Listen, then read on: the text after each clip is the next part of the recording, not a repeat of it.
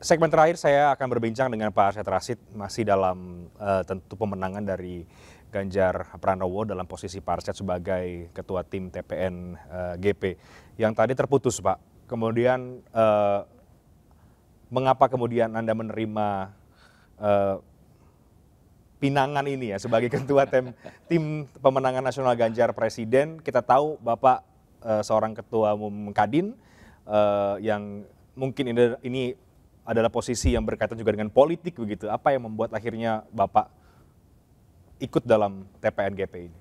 Pertama bahwa saya sekarang ini bukan lagi saya ini dalam berhalangan hadir di Kadin. Ya. Jadi saya tidak aktif sebagai yang namanya Ketua Umum Kadin Indonesia. Jadi biar jelas dulu tuh, ya kan pertama. Dan keputusan saya menjadi mengambil ketua TPN ini bukan karena saya sebagai ketua umum Kadin, tapi sebagai Arsyad Rashid. Sebagai seorang pribadi. Sebagai seorang pribadi, ini penting sekali saya garis bawahi. Dan Kadin itu sendiri sebagai organisasi itu namanya netral dalam politik praktis. Ya, saya ini kan dulu biar jelas gitu Reinhardt ya. Nah, dalam prosesnya ini memang pertama satu kehormatan. Saya juga kaget waktu itu saya dipilih menjadi ini berpikir panjang. Utamanya saya harus bicara dengan keluarga saya. Lalu juga saya lakukan proses pembahasan dengan organisasi dan juga dengan korporasi yang dimana saya semua ikut. Tadi akhirnya saya putuskan saya cuti. Ya untuk semuanya supaya tadi tidak terjadi konflik of interest. Dan itu sangat penting ya. Penting sekali buat saya, kalau nggak tenang hidup saya, nggak tenang. Nah, dalam proses itu sendiri saya banyak berpikir, saya bilang, karena gini, akhirnya di dalam demokrasi, di dalam sebuah negara yang berdemokrasi itu pasti ada pemilu. Makanya dibilang pesta demokrasi, pesta demokrasi. Nah, akhirnya kalau pemilu itu apa sih? Ujung-ujungnya milih. Harus Anda dipilih.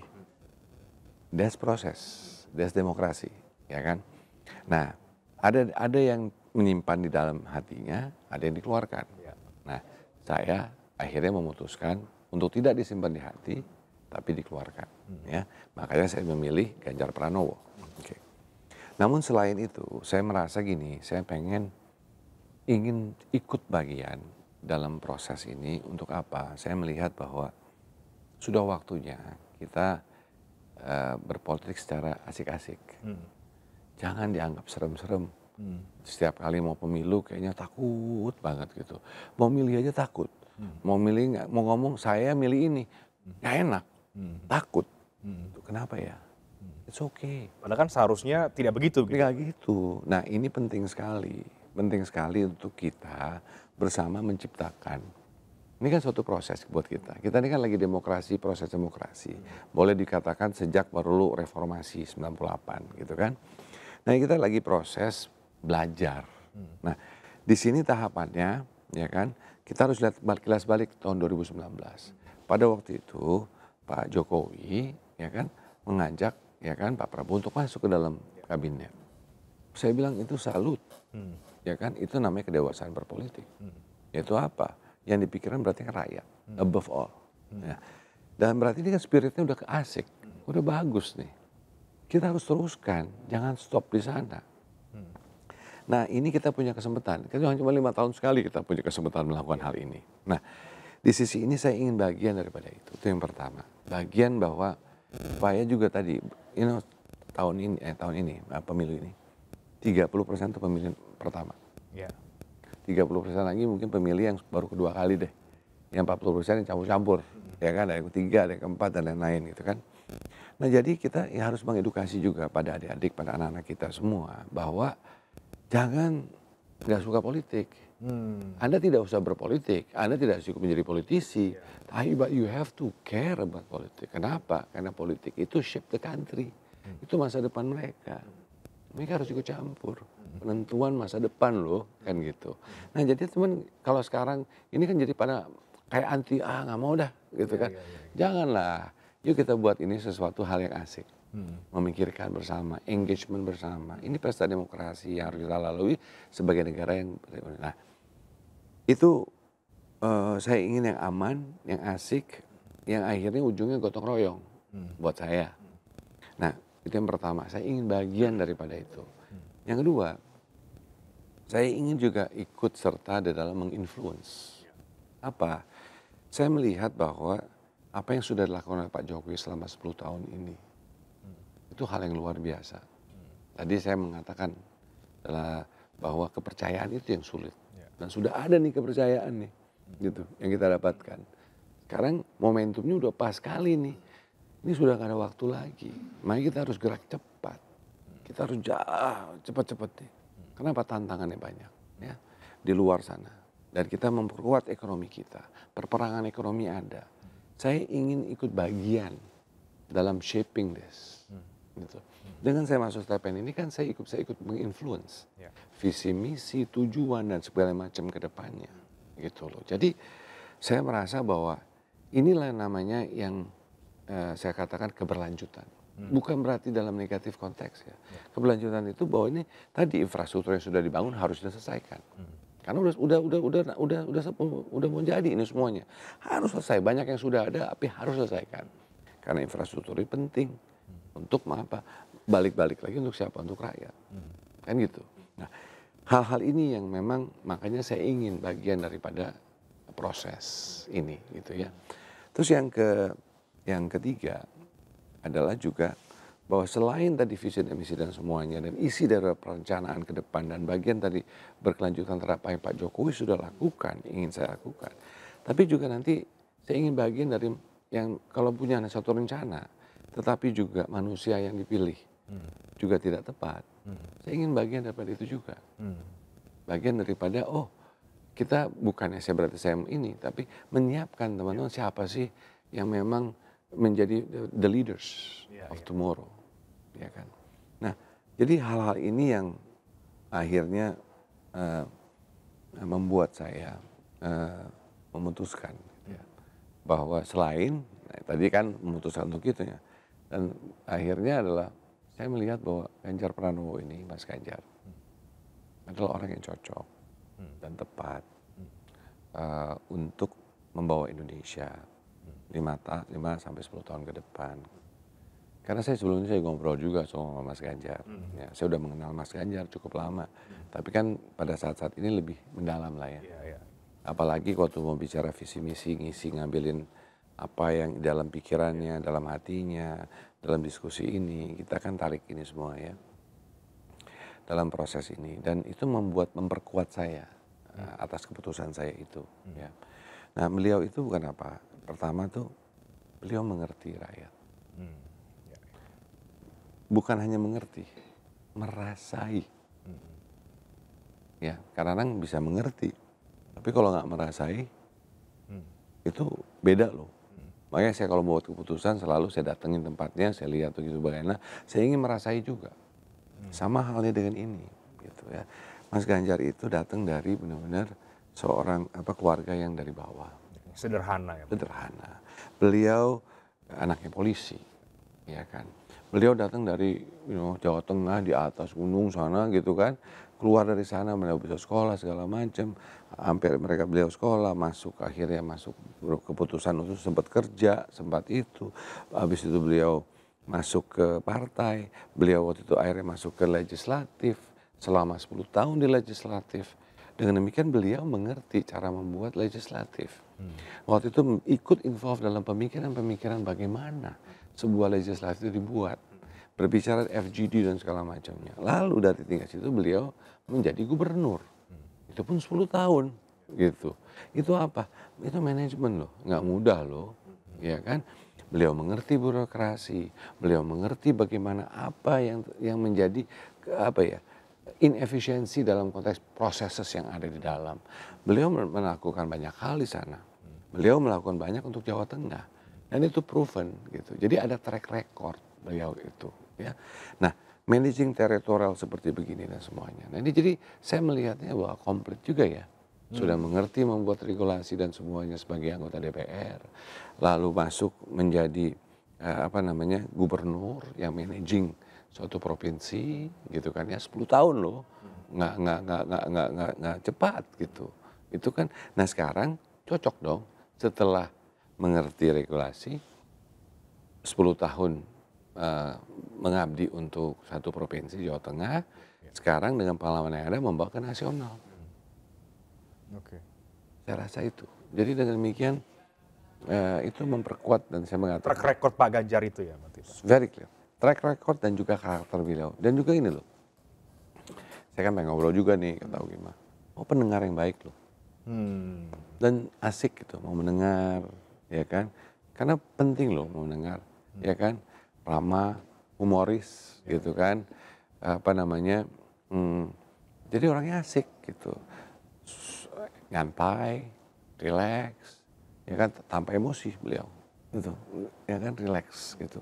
Terus mendengarkan dan mau diberikan masukan mau gitu loh. Dan asyik gitu, ya kan, itu penting loh. Saya rasa itu penting sekali. Karena kita bicara Indonesia. Indonesia ini kan yang permasalahan beragam, ya kan. Suatu ketenangan diperlukan, mendengar diperlukan karena masukannya. Dan beliau sangat bisa mendengar rakyat. Beliau misalnya beliau tuh sama kayak Pak Jokowi. Beliau tuh bisa kemana-mana, beliau jalan, beliau mendengar, beliau ini sangat bukan dibuat-buat. Emang that's him gitu. Itulah Ganjar Pranowo gitu. Ya, jadi semua kualitas itu sebagai karakter dan semua. Jadi Pak Arsyad juga meyakini bahwa Pak Ganjar ini mampu melanjutkan kepemimpinan Pak Jokowi yang kemarin juga kita lihat ada disebut-sebut kode, sinyal, dukungan dari Pak Jokowi. Anda juga meyakini artinya juga Pak Jokowi pun juga mendukung Pak Ganjar sebetulnya untuk melanjutkan pemerintahan atau bagaimana Pak? Buat saya jelas ya kan bahwa selama ini kita bisa melihat hubungan Pak Jokowi dengan Pak Ganjar. Dan kita nggak boleh bilang balik seminggu, 2 minggu, sebulan. Kita mesti balik ke tahun lalu, 2 tahun lalu. Mesti lihat dari situ dong. Panjang dong. Ini kan suatu proses gitu kan. Beliau mengenal Mas Ganjar mengenal beliau. Dan saya rasa dalam percakapan selama ini, Mas Ganjar merasa Pak Jokowi itu adalah mentornya kok. Itu. Beliau selalu bilang, Mas, iya saya banyak belajar dari Pak Jokowi, memikirkan negara bagaimana gitu kan. Ya, karena buat Pak Jokowi penting sekali kan ya. Tapi tadi kalau bicara kode, bicara apa, saya seorangnya nggak mau berasumsi gitu. Jadi saya nggak tahu asumsi itu apa. Tapi buat saya yang saya lihat selalu hubungannya harmonis. Saya melihat Mas Ganjar melihat Pak Jokowi itu adalah sebagai mentornya. Dan banyak kesamaan dari mereka dalam konteks khususnya. Pasti karakternya beda ya kan. Mas Ganjar atau Mas Jokowi itu kan setiap manusia mempunyai kekuatan sendiri. Tetapi untuk khusus suara rakyat, mengerti rakyat, merasai apa yang rakyat ini kan, merasai loh. Nggak semua pemimpin mempunyai suatu advantage untuk merasai. Sedangkan untuk memutuskan sesuatu itu penting sekali. Ini kan semua akhirnya apa sih? Keputusan yang harus dibuat ke depan. Kebijakan. Nah ini kan banyak kebijakan harus dibuat. Jadi penting sekali dalam membuat kebijakan itu memang untuk rakyat. And that is Ganjar Pranowo. Nah, kalau dari kacamatanya Pak Arsyad, apa yang memang tentu banyak ya, tapi paling tidak apa yang memang sangat baik, sangat penting yang kemudian sudah dibangun oleh pemerintahannya Pak Jokowi yang itu juga tidak bisa diputus oleh presiden berikutnya termasuk dari baca pres Pak Ganjar Pranowo itu sendiri. Sebagai contoh maksud saya gini ya. Ini ada bicara tadi infrastruktur, ya kan. Selain infrastruktur itu kita bicara IKN misalnya, ibu kota Nusantara. Ya. Ibu kota Nusantara ini penting. Kenapa? Ini adalah simbol kita, simbol yang namanya kesetaraan. Karena IKN Nusantara ini dibangun bukan hanya sebuah kota, bukan hanya sebuah ibu kota, tapi simbol Indonesia emas. Ya. Dan ini juga simbol untuk yang namanya bahwa kita tidak lagi Jawa sentris. Kita itu Indonesia sentris. Ya. Ini simbol itu. Dan kita memang memerlukan yang namanya economic growth. Gitu ya. Nah, di Borneo itu, di Kalimantan itu harus ada juga economic growth di sana. Dan IKN ini mencontohkan kota masa depan, yaitu apa? Yang mengatakan bahwa bagaimana sebuah kota yang memikirkan lingkungannya dan juga green energy, green transportation, semuanya. Ini kan simbol Indonesia emas ke depannya. Dan juga kesehatan, jalan 10. Nah, hal-hal seperti ini juga penting. Kenapa? Tadi harus mengerti dan mengetahui juga, kan itu penting ya. Pak, kenapa sih Pak Jokowi? Bukan Pak Jokowi cuma pindah-pindahin kota aja, bukan pengen begitu, bukan gitu. Ini banyak nih, dalam ini pemikirannya kan. Dan kita harus mensukseskan itu juga. Ya, jadi hal-hal ini sangat penting menurut saya. Yang harus kita lanjutkan dengan apa yang sudah ada Pak Jokowi buat.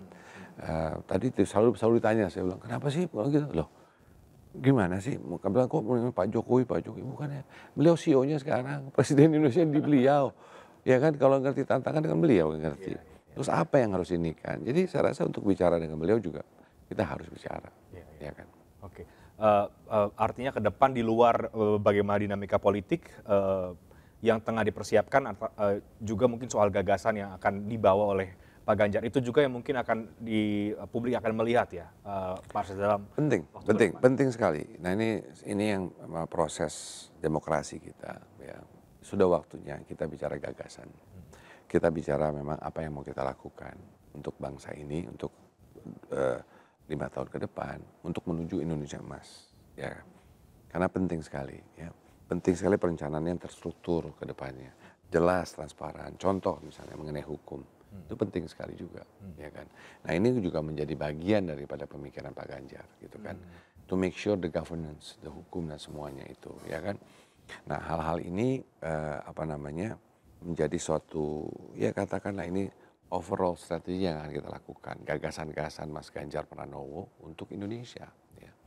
Nah di sini ya tugas kita mengisi, membantu melihat dengan kondisi yang ada, external factors bagaimana, tantangan apa yang ada dan segala macam. Makanya masukan penting. Nah ini anaknya Mas Ganjar, ini inklusif, monggo, ayo masuk silakan gitu. Makanya kita akan buat PO Box ini untuk istilahnya atas gagasan-gagasan, pemikiran-pemikiran yang penting. Jadi supaya kita melakukannya secara gotong royong, kita melakukan secara bersama ke depannya. Dan itu spirit of Mas Ganjar. Ingin kerjasama, ingin sama-sama, ingin kedamaian, ingin suatu Indonesia yang maju. Tapi tadi inklusif tanpa meninggalkan siapapun. Jadi contoh apa? Kita tidak, waktu dalam bikin perekonomian ini kita nggak boleh melupakan petani, kita tidak boleh melupakan yang namanya nelayan, kita tidak boleh melupakan namanya pekerja dan buruh, kita tidak boleh semuanya.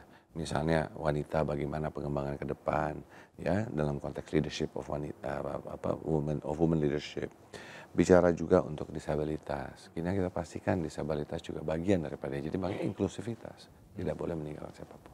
Oke, proses politik berjalan, tapi kemudian juga yang inti dari demokrasi itu soal gagasan itu yang jangan sampai ditinggalkan.